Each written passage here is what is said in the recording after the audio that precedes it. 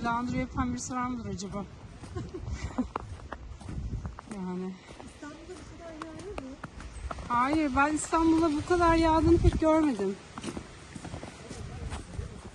Mersin'de Yani hani bir şey pek görmedim değil mi? Çocukluğumda görmüş. Son 15 yılda falan.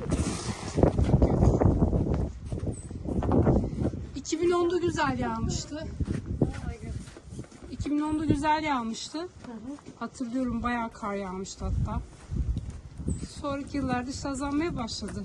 Mersin'de hiç Mersin'de olmaması normal. Miami'de de yok mesela. Canım aynı şey. taşınmayı düşünmeliyiz. Of, dağlar, karlar. Şuraya bak ya. Oh wow. Oh wow.